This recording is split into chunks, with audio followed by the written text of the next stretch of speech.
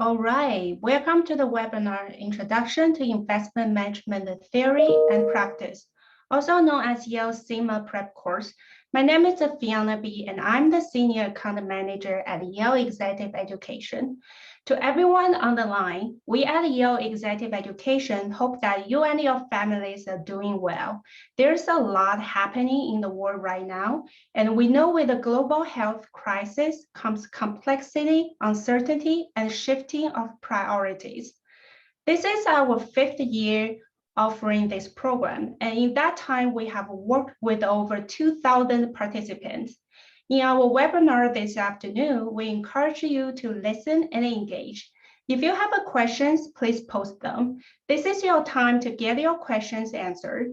Our program director, Jim Dobbs, is very knowledgeable, and this is your opportunity to pick his brain. To ask your questions, please use the Q&A button at the bottom of your screen. You can submit your question to everyone or just to me. I suggest you send it to everyone. They may have a similar question in mind. Another option is a chat button. Typically, we prefer you use the Q&A for questions directed towards the speaker and chat for technical questions you would like assistance on. Now to introduce our program director. Jim Dobbs is a CIMA certified. He's also CFP and CPWA certified. He was a financial advisor himself for 25 years and ran his own RIA practice before retiring from it to work full-time in his financial education company. Jim has worked with the different certifying bodies and universities for the last 17 years, helping build and manage financial certification programs. More importantly, though, Jim has had extensive experience with the Investment and Wealth Institute, formerly IMCA. He personally helped create the CPWA certification and has served the IWI in many roles, including as a chair of the IWI's Technical Advisory Board. You will see he's a passionate guy. He's committed to success, and he measures his success based on yours. Please welcome Jim Dobbs. Well, thank you, Fiona. Can you hear and see me okay? Yes. Great. And hello, everyone. Yeah, it's my pleasure to be here and really walk you through CIMA certification with a focus on the Yale program, what it is, what it isn't, just help you understand or better assess whether this is the right program for you, as we'll talk about. Hey, look, if this is a good fit, we want to help you identify that, and then we want to welcome you into Yale in that regard. But if it's not the right fit, that's okay too. Look, it's not just about the money. This obviously does cost some money. I would argue it's even more about your time, your energy, your effort, your opportunity cost. So even understanding when it's not the best fit is a win for both of us, and that's what we'll try to do over this next hour or however long we go. Sometimes it's a little less, sometimes it's a little bit more, depends on your questions, but keep those questions coming. I'll stop a few times along the way and ask Fiona if she's got questions from you guys. Happy to answer those. That's why we're here. And then at the end, we'll also stop before we say goodbye and see if there are any last questions to tackle those as well, kind of an end Q&A kind of session. All right, so here's the outline. Here's what we want to cover. I'll hit some of these pretty quickly, those that aren't as detailed or complicated. But again, since this is a multi-month, sometimes longer, but 4 to 5 months is normal for our students to get through our program and get ready for the certification exam. That's a big commitment. I just want to give you all the details so you can make a wise decision, and soon if you're ready and the timing works for you. We will talk big picture about the certification itself, compare it to a couple of others. We'll talk about goals and objectives of ours, which is really important. I think you always want to know what your provider is trying to help you accomplish. Then we'll get into the nitty-gritty, the structure, the details, logistics, pricing, timing, that kind of thing. I do want to show you the resources that you'll be using online. I would expect that most of you have done online courses, maybe even certifications or designations before. But I do also expect some of you have not. So I don't want you to be intimidated by that. I want you to see that it's a pretty comfortable look and feel in that regard, regarding what you will be studying and how you'll be studying. And again, all of this really just trying to give you information so you can figure out, is CIMA right for you? And if you do choose to go for CIMA certification, is the Yale education program and test prep the right route for you to take? All right, so let's just take a quick look at the core topics list. I would imagine most of you have already. That's why you're on this Zoom meeting, and you're very interested in the certification itself. Here's a breakdown of the high-level core topics. Now, the core topics break down into several other pages and about 500 subtopics. If you don't have a copy of that, I mean, you can get it off of our website or IWI's. You might have to hunt around a little bit, or you can just shoot me an email if that's easier. I've got no problem just popping you back a color-coded PDF that we use that has the expanded topics list. That also has the test weightings, so you can kind of see what's more heavily and less heavily tested on the certification, or cert exam, as people call it.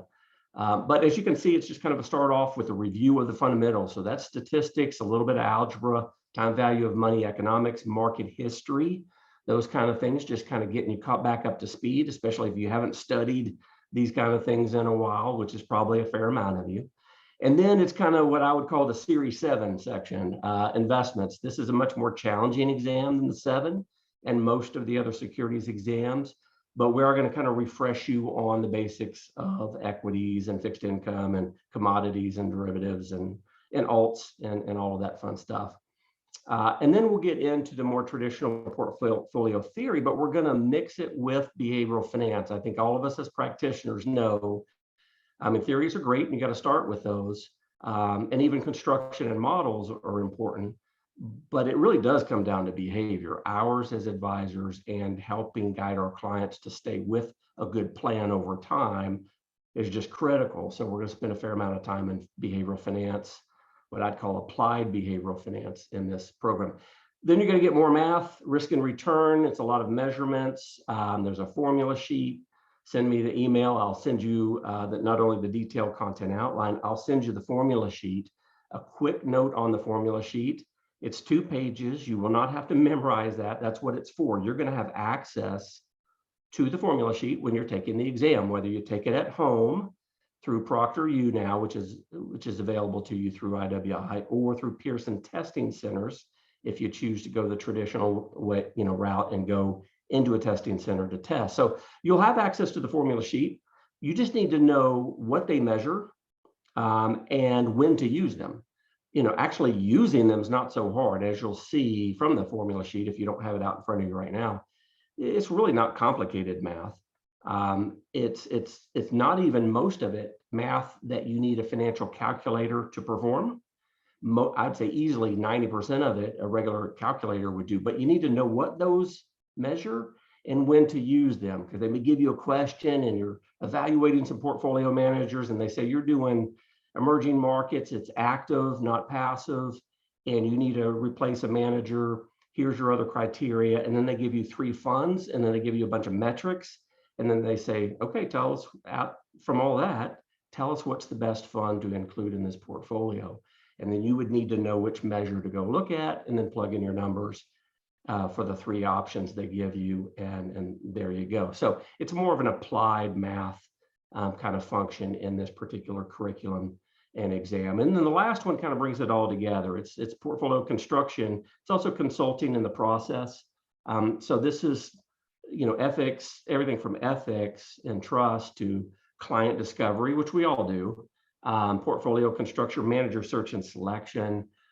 So it's more applied in terms of the questioning there. But we know that, and in our test prep for you, we're going to give you questions and summary slides that focus more on the application in those particular sub areas. So again, my offer to you is, hey, look, if you want a quick, easy way to get the most current detailed content outline in PDF form and the formula sheet, just shoot me an email there, and I'll be happy to send that your way. All right, let's do a quick certification comparison. I won't spend too much time here, but I think because there are, 5 or 6 really key elite certifications out there in the financial services world, I want to at least compare a couple of these for you because there are some similarities. So obviously this is CIMA, our Certified Investment Management Analyst. And now you can use the word advisor as well if you choose per IWI. That being said, it compares similarly to CFA, but there are some huge differences as well.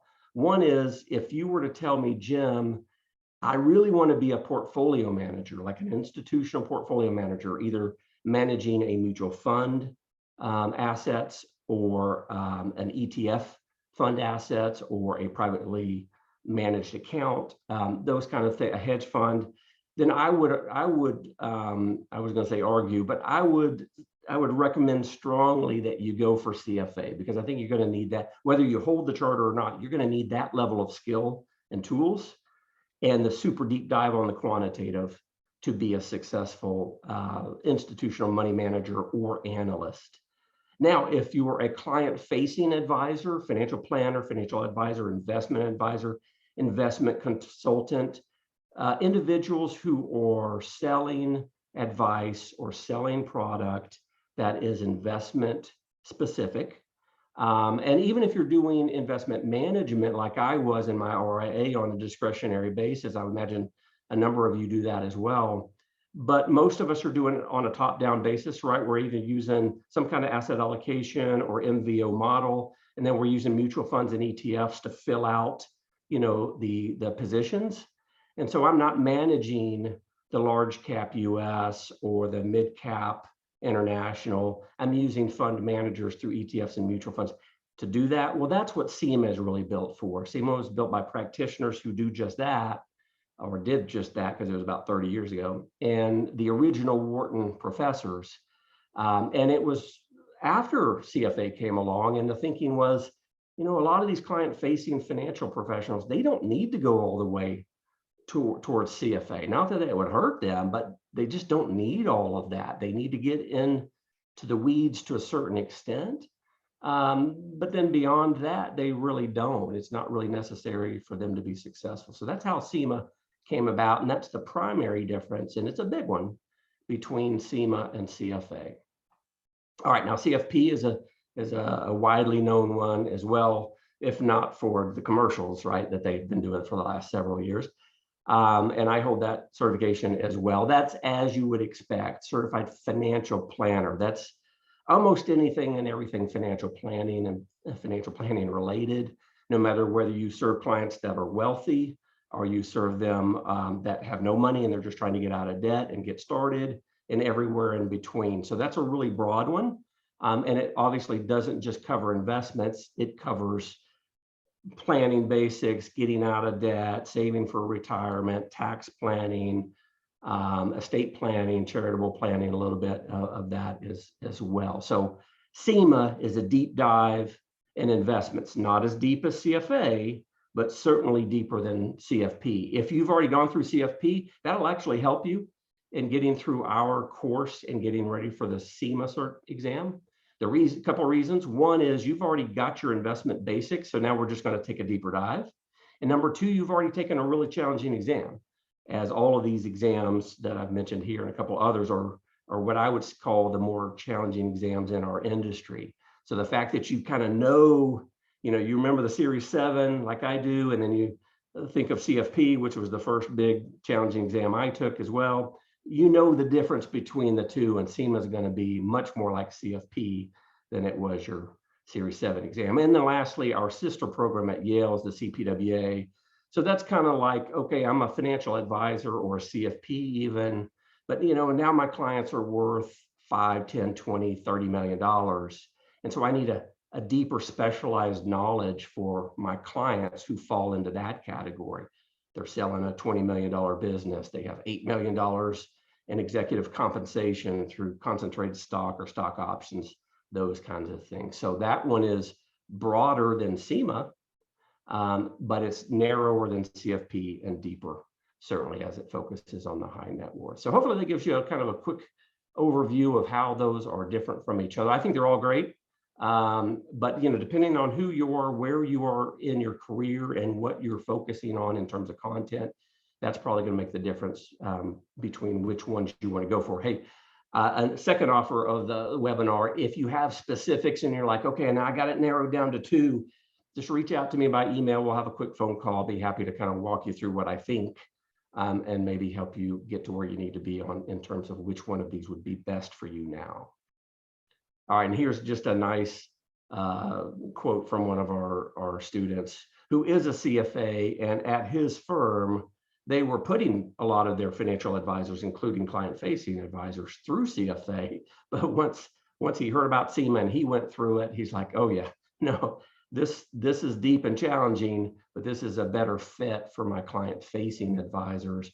We're going to start putting people through CIMA and not CFA. All right, let's talk about program and goals and objectives. So we're kind of still high level here, but this is really important. I want you to know very specifically what we're trying to help you do if you choose our program. First is kind of maybe the most obvious one. That is cover the CIMA core topics list that I mentioned, the longer version of that list I just showed you. So through video, lecture, illustrations, explanations, readings, summary slides, practice questions, a number of different ways we'll talk about in a little bit.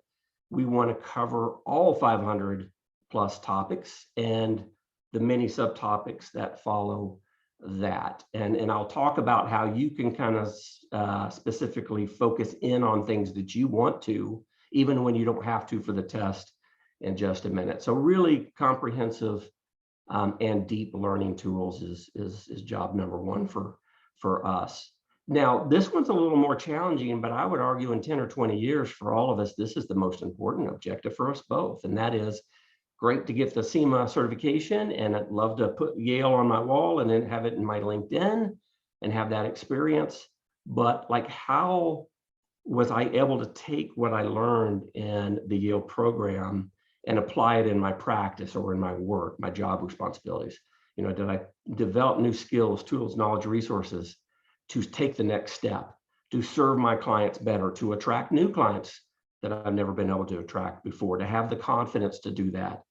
I think in 10 or 20 years, if we look back and, you know, have a meal together and say, hey, what was the biggest value? I hope that's the answer is, look, I was able to turn the corner in my practice. Now, for some of you, you're just starting out, you're only a few years into the business. So you've kind of jumped into the deep end of the pool. That doesn't mean you shouldn't, or you can't be successful. Many, if not most of you can. Many of you, however, are probably 5, 10, 20 years into your practice that are on this webinar.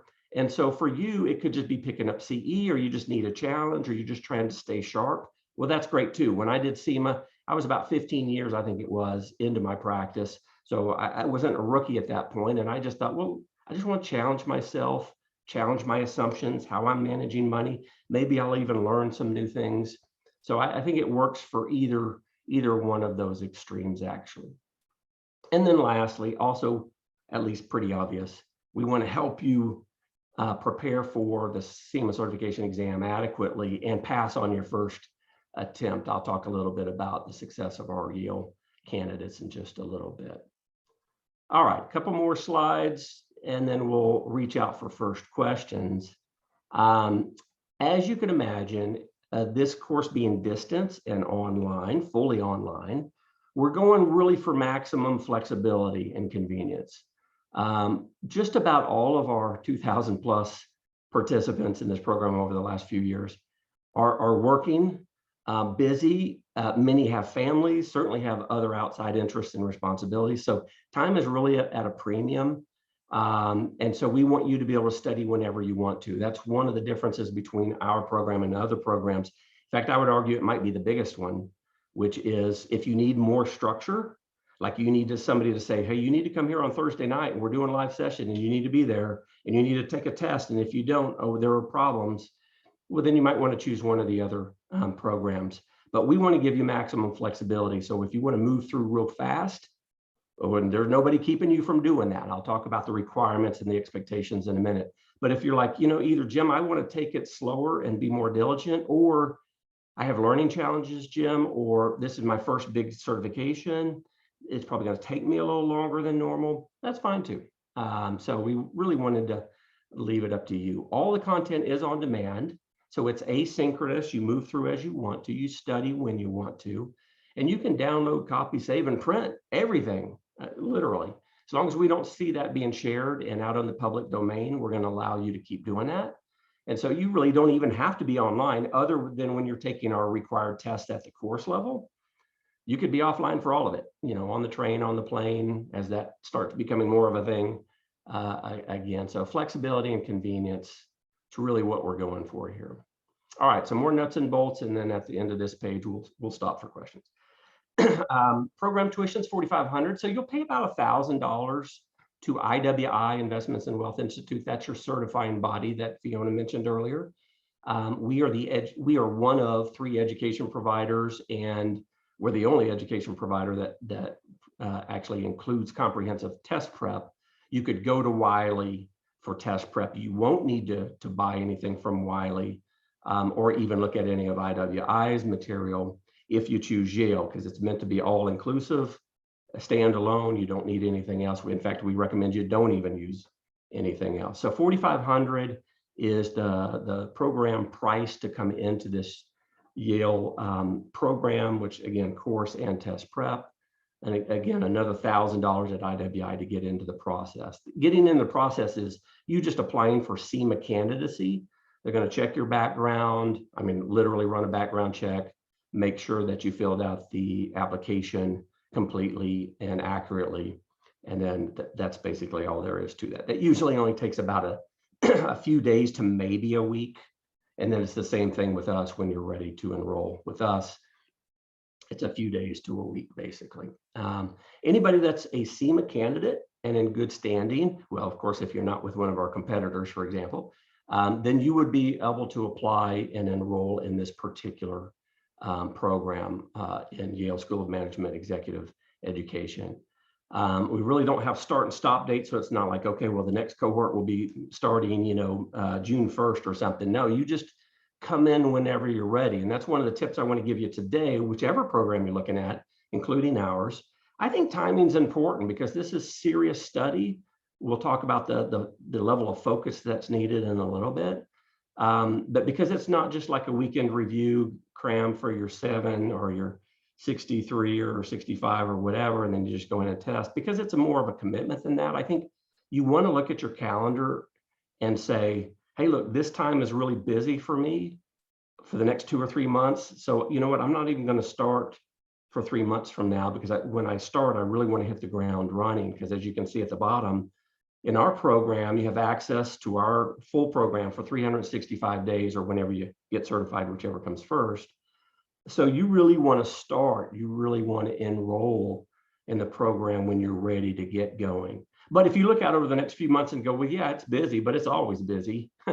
It's not going to be any worse of a time to study over the next few months. Okay, well, great. If that's the case and you identify this is the right certification and program for you, well, then by all means, jump in with 2 feet and get going. And then the middle bullet point with that highlighted link there, and we'll send you a slide deck, a PDF version of this PowerPoint, and it's got the links and they're all live. That being said, you could just go to IWI's website, investmentsandwealth.org, and just in the search feature, I think it's top right-hand corner of their main homepage, just type in scholarships and hit enter. And then the first link that will come up is their scholarship fund page. They're still offering those. They started those sometime last year. I've confirmed they're still going on. There's still money in that fund. And as you'll see on their website, those scholarships range anywhere from $500 to $2,000. So on a program that costs $4,500 us and $1,000, $5,500, well, $500 to $2,000 off is pretty good. Women, minorities, and then the other one that's maybe not as kind of obvious on a scholarship of this kind, and you'll see all this on their website, is you work at an independent firm or a smaller firm and they don't offer reimbursement, then you may be eligible as well. So I definitely would check that out, look through the qualifications, which they've got more details on, and then just apply. Now the other caveat is you do want to apply for your scholarship before you apply for candidacy. So now you're just going to add a smaller but still important step. Apply for the scholarship first, then once you get your results, then go ahead and apply for candidacy. So hopefully that's helpful, and hopefully some of you on this meeting will actually qualify and get $500 to $2,000 off. That'd be really, really great. Okay, Fiona, I'm going to stop talking. Let's see if we've got questions. All right, question one, do RIAs tend to value a wholesaler who holds the CIMA or CFP more? Yeah, good question. So I think with CIMA, RIAs and wholesalers, salespeople, a lot of those are holding CIMA. I certainly see more RIAs who are certainly going to be investment advisor types typically, maybe also financial advisors, financial planners, holding CFP. I don't see as many wholesalers and salespeople going for CFP. And I think one of the big reasons is the scope of the material, and CFP is much larger. I think the test is very comparable. Having taken both myself and talked to thousands of people now through the years that have taken both, I think CIMA is a little more challenging as a test, not a whole lot, but a little bit more challenging as an exam.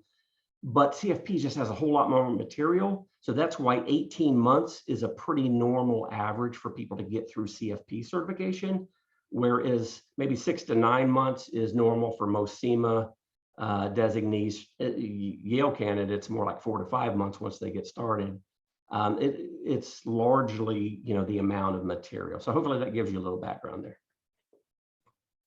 If I want to work in asset management firm, is a CIMA good enough or should I do CFA? Yeah, good one. And I'll give you the short answer, and then maybe you and I can talk by email directly or even by phone. Happy to do that. I think if you go into an asset management company, it depends on your role. So I can see if you're a portfolio manager, you're an institutional analyst, right? You're crunching numbers and breaking down financial statements daily to do analysis, to make recommendations, to include, to buy or sell it for the fund, then it's CFA all the way. But if you're a salesperson or you're a client-facing rep within the asset manager, then it's probably CIMA, and it's probably not CFA. So that seems pretty clear-cut as a simple answer, but if you have more questions, yeah, just reach out to me personally. Happy to have that conversation with you. On average, how long do people take start to finish? Yeah, again, as I mentioned, and you wouldn't have known that because I literally just said that, but that's a good question. Yeah, for CFP, about 18 months, CFA, 3 to 4 years, CIMA, 6 to 9 months is what we see on the average information coming out of IWI. Oh, sometimes they'll say 9 to 12 months, and I think they're just being conservative.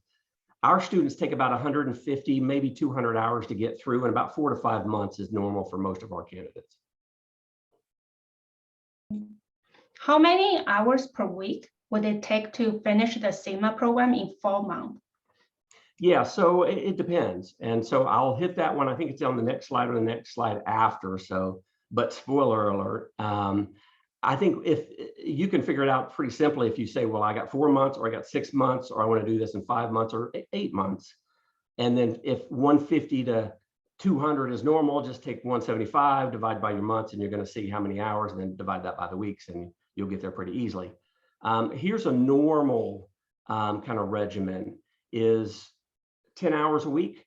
I think 5 hours is really not enough for a program like this. I mean, that's just stringing it out too long. You're going to lose or not even be able to build up momentum like you need to. So I think 10 hours is about, give or take, 8, 10, 12, maybe 15 on the high end on a regular basis. 20 starting to push it.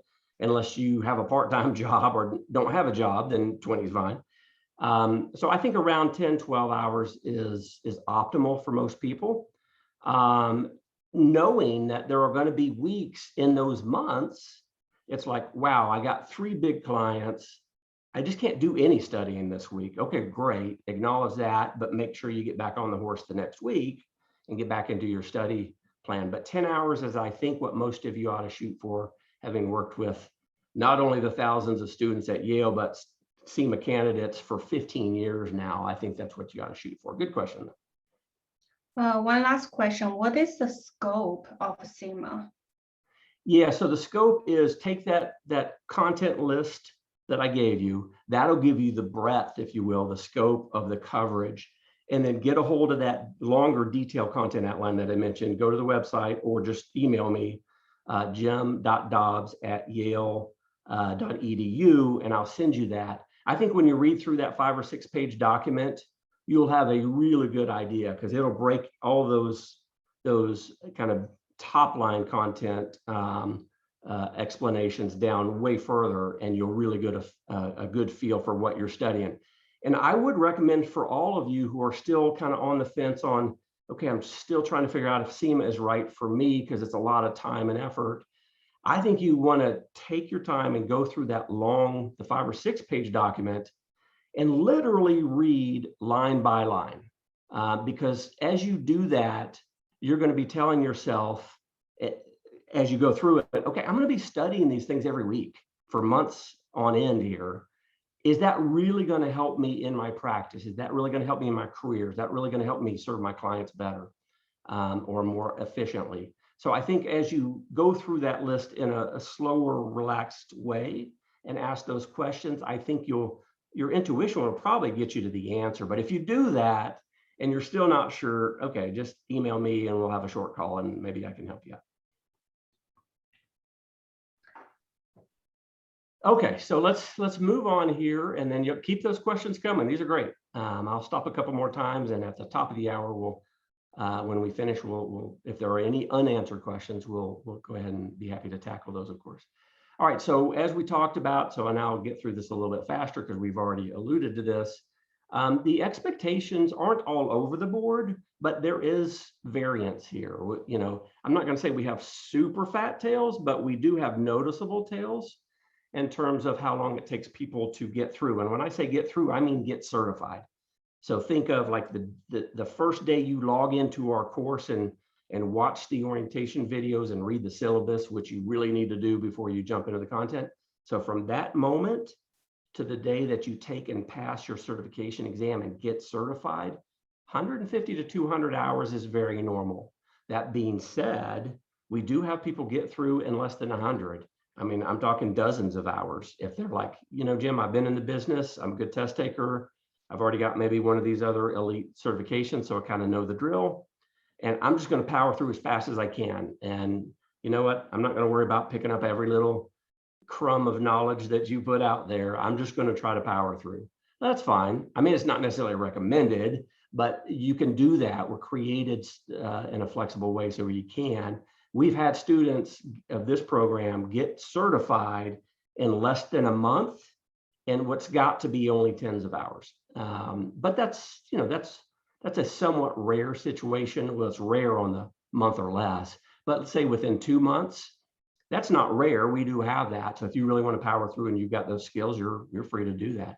Now, on the flip side of that, the other part of those tails, you know, we're talking about, if you're newer to the business, you've never done anything other than your basic licensing exams. I mentioned learning challenges and disability, dyslexia, reading challenges, ADD, ADHD. These things all play into studying and being focused in a manner for this many hours and getting ready for a pretty challenging exam. So over 500 hours every year, I have at least a handful of students report back out of the many hundreds we get every year, you know, 500 to 700 new students a year in this program now, that say, yep, Jim, I didn't count it once I hit 500, but I know I went over 500 hours. So that happens too, but 150 to 200 is definitely the sweet spot that we hear most of the students coming in at.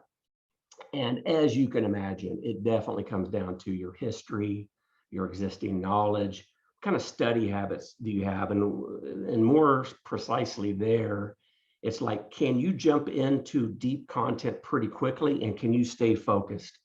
One of the nice things about COVID, not that there's been much nice about that, is more of us have time at home, or, you know, just taking the commute out alone, not seeing as many clients now, although people are getting used to Zoom now.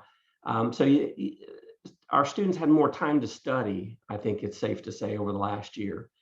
But if the kids are in the next room and the TV's going on two doors down, and, you know, I just got all these distractions, you're going to need to work through that in a rigorous curriculum and test like this. So your study habits are huge. Test taking skills are certainly going to play into it to some degree, although, as you're going to hear me talk about in a little bit, we do a pretty thorough job on the test prep. And one of my jobs is to make sure you get the right content at the right level of questioning in our summary slides and our practice questions. So we're going to help you even if you're not a great test taker. At least there are some things you can learn to manage the test and anticipate what you might see. So we'll definitely be able to help you with that. But as I've mentioned a couple times before now, one of the reasons we set this course up the way we did is we wanted you, without any other outside influences, to be able to get through, sit for, and pass as quickly as you want to.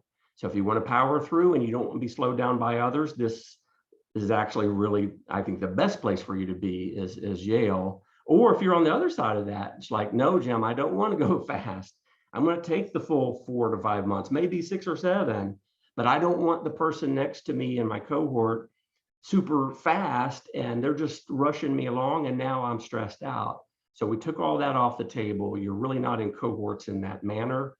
It's totally up to you on when you log in and when you log out and when you study and how long it takes. All right, so let's talk about, now we're still in the weeds here. Let's talk about the course itself, how it's set up, and what you can expect. So think of our program as having 2 parts. A course, because CIMA certification, just like CFP, for example, you have to do an education program, a registered education course, one that has been submitted to the certifying body and they've signed off on it. So that's what you have at part A, if you will, in the Yale program. And we're the only ones that do that, have, A and B. The other ones just have the A, and then maybe they can encourage you to do other test prep or give you a few lessons here or there. But in our program, it's very definitively both, and they're both separate. So you'll start in A, and you won't even get the test prep for the certification exam. I don't even want you thinking about that until you get to the course first. So the course is just like if you were in class at Yale or somewhere else, and you were doing executive education and you were getting lectures and that kind of thing, except they're just videotaped. They're just recorded and on demand. So you're watching about 30 hours, give or take, of lecture and guidance videos. And then at the course level, to pass the course, now again, it's not for a degree, it's not for academic credit, but to pass this course, which then we need to let the IWI know that you have passed the education component, you have to pass 11 tests. Currently, it's 11 tests. Now, these tests are after these videos. We just want to make sure you're paying attention, you're following along, you're picking up some key knowledge. You can take these as many times as you want. They're mostly anywhere from a dozen questions to 2 or 3 dozen questions. That's the range. So they're not really long tests. You could almost think of them as quizzes. But suffice to say, with the videos, taking and passing those tests, and the readings that I've got here mentioned in the middle bullet point, which come from my textbook, or the one that I created through Wiley years ago, and then a couple of other major textbooks, and then there were some side readings that we have as well. That's over 2,000 pages of readings. It's really your library. And you're actually going to use that in our program more in test prep than you are in the course. As you'll see in our course, I really don't recommend spending more than about 40 hours to get through our initial lectures and our required tests. Once you have done that, then the test prep will open for you. It opens automatically. We tell IWI, hey, look, Fiona has completed the education requirement. She is now eligible to take the certification exam. Doesn't mean she's ready to take it. We'll talk about that in a minute. But they will send you instructions then on how to get scheduled for either your in-person exam through ProctorU or testing center through Pearson VUE, whatever your choice is. You've earned your Yale certificate. It's not conditional on you passing the certification exam, although certainly hope that you do go on and take that exam and pass it. But you'll get your Yale certificate. And then, again, your test prep opens. So you're going to actually spend, so you're already starting to think, I can see some of you, the wheels spinning. Okay, Jim says 150 to 200 hours, 40 hours of the course. Okay, so clearly I'm going to spend most of my time a year. And you are. You're going to spend most of your time with us at Yale in part B. And part B is the test prep. So now it's like, okay, we've got all the good foundational learning done. Now, you know what? Let's just buckle down and focus on the test. So it's all new material. You'll go back to your lectures when you're struggling with some of the practice questions. The readings you'll use for a deeper dive, but you're really going to have three main tools in our test prep. You're going to have about 6 to 7 hours of me, unfortunately, but maybe fortunately, just going through the 23 sections and the 500 topics, giving you an idea of historically what they test more on, what they test less on. Very important to be able to just kind of cross out some of those 500 things for sake of time. And then, what are the trickier types of questions? We can't go into specific wording of any questions. That's a no-no by the certifying body, but we can certainly talk all around it and just get you used to the level of rigor you're going to see on the exam. So that's what my videos are for, as I walk you through 1,500 test prep slides. So I'm moving pretty fast, but the beauty of on demand is if I'm talking too fast and you're like, wait, that sounded important, let me do that again. And then you just stop the video and scroll it back a few seconds or minutes. So anyway, you're going to do that, and you're going to spend a fair amount of time in those slides in my videos using the readings when you need the deepest dive. And then as you get through those resources in each of the 23 sections, okay, I'm feeling pretty good about it. I took notes. I know I'm strong in some areas, I'm weaker in some others. I'm ready to jump into the practice questions for that particular section. So we have over 1,000 practice questions, and then we actually have dozens more in the test prep slides. But all that to say, if you follow this program, you ought to meet with some pretty good results, historically speaking, that is. And you will have taken about 5 to 6 mock exams worth of questions by the time you finish our practice sets and our actual full-length mock exam. And then I'll lastly say, and then we'll move on. On a test like this, or CFA or CFP or FRM or some others, because there's so much material in the exams, this is 140 hour, thank goodness it's not. It's a 140 question exam over 5 hours. Well, I've already told you that the big level top, that's 500 items alone. Well, they clearly are not going to be testing you on all 500. So you're going to be forced to overstudy. Now we can help you narrow down the highly and lowly tested, but you are going to have to study all that, or at least most of it. And one full-length mock exam can't possibly give you the best idea of where you are. You're going to need to essentially take multiple mock exams, and that's why we've got a full-length mock exam, but all these practice sets to eat. Basically, the bottom line is we used to use 3 full-length mock exams, but nobody ever took the second or third one, and I didn't want that because there's some really great questions in those mock exams. So we went in and just broke those down, chunked them down for you, and clearly more students now get through all of our questions, and I think that's one of the reasons on pass rate. For example, if you look at IWI's website, go to exam results, and you can see whatever quarter they've posted. The last quarter they had posted, our candidates had a 77% pass rate. And when you compare that over the 2-year mark of 56% for everybody, yeah, you can see that, okay, either Yale gets a lot of really, really smart candidates compared to the others, which I don't think that's the case. I would imagine they're pretty equal, or the system kind of works. So with all that, you do want to trust in the system, and you want to put in the time. All right, let's talk about calculator policy real fast here, and then we'll jump to the next page and tackle some more questions as well. Hey, so for those of you that are a little nervous about the math and maybe financial calculator, here's the policy from the candidate handbook, the CIMA candidate handbook that's on their website. It's on our website, or you can just email me and I'll get it for you.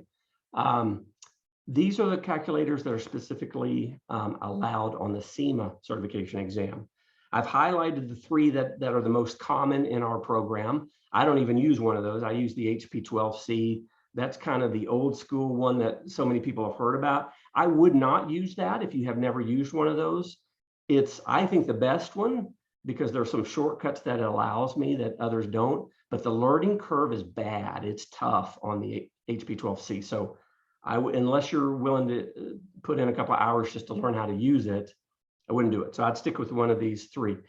If you don't have a calculator, or you have one, but you're really rusty, I would say go down to this website here. It's free. There's a professor out there that's had this out there for years. And it's really meant to walk you through how to use it, like the keystrokes, because these financial calculators, they aren't like the traditional or even the scientific ones. The keystrokes are different, they're worded differently, they're in different places, and you really need to know how to use that. So go to his website. He's got all of these calculators in his website. And you can just like go through the 12 most common: calculate present value, calculate IRR, calculate NPV, whatever it is. You can do examples of those right on his website. He even has a little link on the homepage that says, hey, how to choose your calculator. And when you go to that, it says, are you studying for CFA? Are you studying for CIMA? Are you studying for CFP?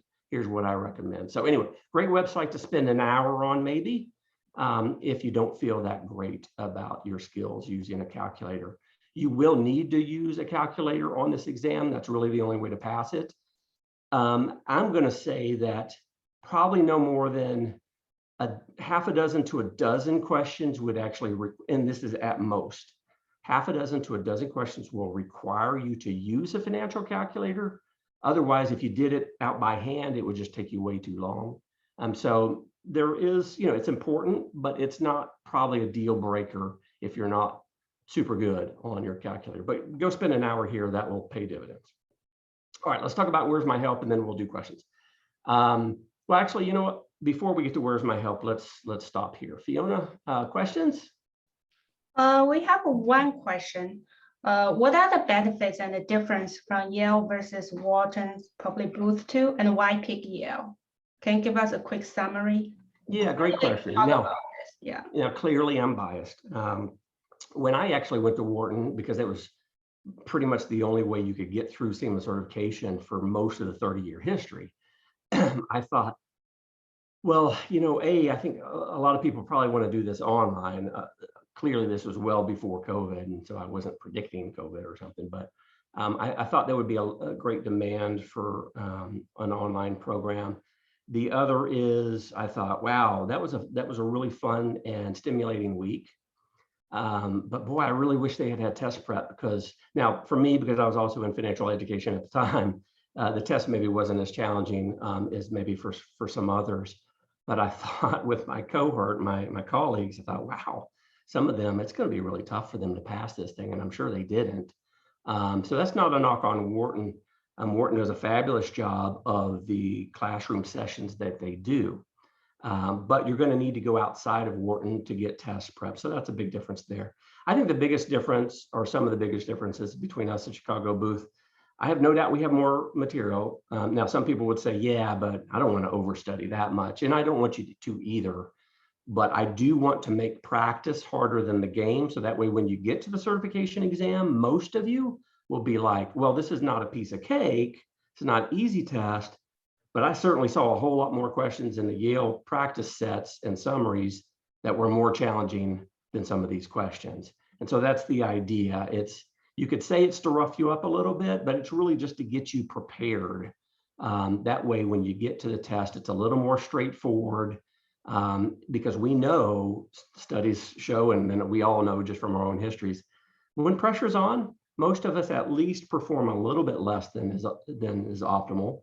And for some people, it's quite a bit. So I kind of want to get you prepared in that way. And then, as I mentioned at the beginning of the broadcast, we're asynchronous. So you move however you want to. And that's a big difference. If some of you are like, yeah, that all sounds great, Jim, but I have got to be tied to a chair. I have got to be like, you have to be here, Jim, in this moment to study and to get through to the next thing. Okay, if that is a real challenge for you, then yeah, you may want to pick one of the other programs that has more structure in that regard. Now, we give you best practices, 30, 60, 90-day schedules to follow if that's what you choose. We tell you what to do and what not to do. So you've got the structure, but we give you the latitude to kind of do it the way you want to. But if you need to be forced to do more structure, yeah, that would be probably the biggest difference. And again, and you're going to need to supplement test prep if you choose the other program. So those would be that would be how I answer that question. But that's a good one. Thank you. No more questions. All right.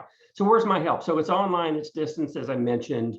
you're on your own, but you're not. You do need to be autonomous enough to do this. It's kind of that whole discussion that I just went through on if you need somebody forcing you to show up on a Thursday night to do your live online course or whatever. Okay, well then you may need to go elsewhere. This is probably not the best fit for you.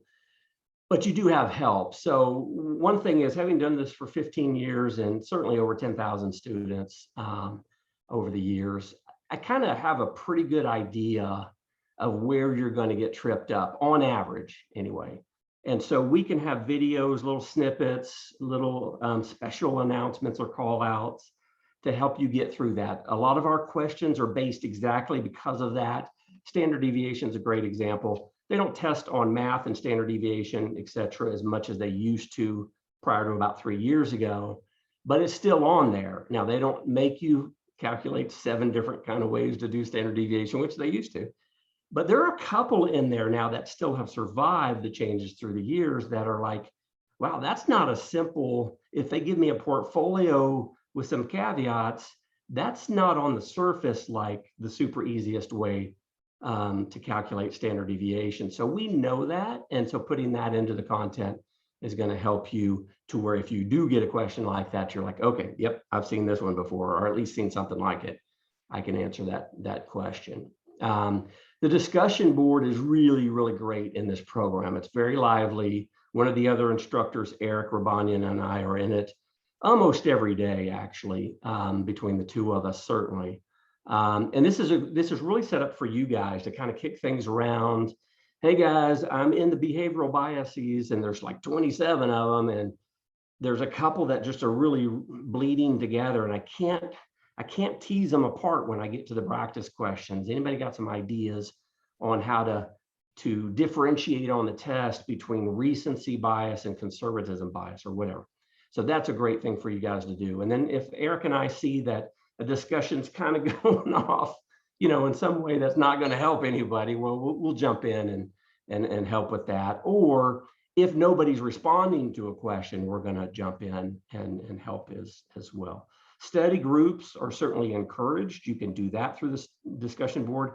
We don't provide your content to everybody for obvious confidentiality reasons. We don't even give your name to anybody. So if you want to, though, there's a little discussion group thread in the discussion board for study groups. So if you're like, hey, I think I saw one the other day, hey, Tuesday mornings, I don't know why Tuesday morning, but Tuesday mornings are the best time for me. I'd love to just like for an hour or two, just kind of knock through this. Also give me some accountability.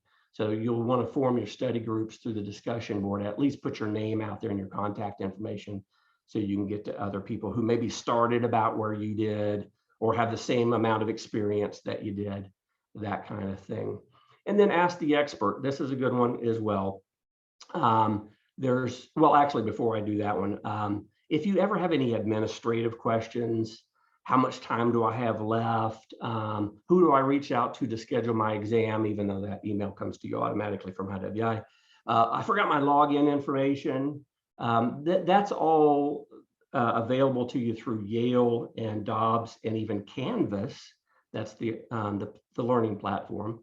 On an everyday basis, Monday through Friday, 8 to 5. Canvas technical, like if you're like, it's Saturday morning and you're logging in and you're like, that video looks funny. I don't think it's supposed to look like that. Well, they're available 24/7 by phone, live chat, or email. So for those technical issues, you'll have 24/7 support there. Now on the content, this is the one that I really want to kind of hammer home here. You're going to get some help, but not a ton of help. This is not part of a degree program. It's not built or priced even for academic credit. So there is some help, but it's limited. Now you got the discussion board, and I think that's a great place to reach out and get help. But for, let's say a handful or two of times as you move through the course, and especially in the test prep, look, if you hit something and you're like, oh my gosh, I think this is the third time I saw this slide or this practice question. Jim in his video right here, I took notes. He says high probability going to show up. Well, then you want to reach out for that. Use one of your 10 or so content questions to reach out to Eric and then start a discussion with him. Put as much detail in the email as possible. And we want you to start that by email because we want you to have a dialogue, a history of the dialogue. Because if you're like me, which I know some of you are more brilliant and you're not like me, but if you're like me and like 2 weeks or 2 months later, I would probably totally forget what I asked or what I was tripped up on. But by having this written history of it, then you can put it in your notebook or your file and then refer back to it, especially when you're doing last minute cramming for the test. Now on study plans, scheduling, strategies, I'm always available to you for that. I have short phone calls with students every single day on that. I want to make sure you've got your arms around the content, both in the course and the test prep, and you have a good study plan and that you feel confident in that study plan. If I can take all that distraction away from you, then you can just focus on plug and play. You know, it's all about content in this section to the next section to the next section. So you'll reach out to me by email with question there, and then we'll just set up a quick phone call. So when, usually in 5 or 10 minutes, we can kind of hash through what you're thinking and maybe is there a better way and what I would suggest, and then you get on the plan. So that's the offer there. So all of that to say, you do have help, but if you're like, yeah, but Jim, there's 500 topics, I may not need questions for half of those, but like many dozens I will, then yeah, we're really not set up or priced to be able to offer service at that level. So just want to be very clear about that on the expectations. All right, great program faculty. I won't spend much time here. And more bios and links to the faculty pages and research on our website on the main homepage for the Yale CIMA program that you already have access to, probably how you registered for this webinar.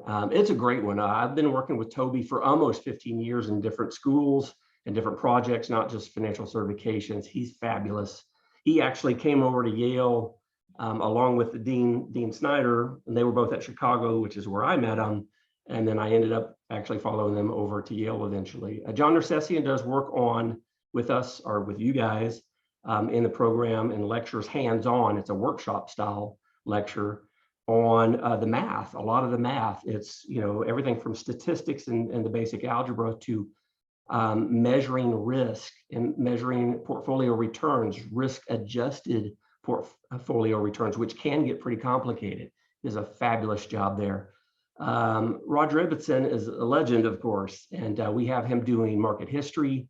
And then I've asked him actually in the course level, not the test prep, but in the course to actually go through some new research. So Toby's going to do traditional MPT, modern portfolio theory. He's going to do post-MPT. He's going to do portfolio construction. He's going to do risk factors and smart beta.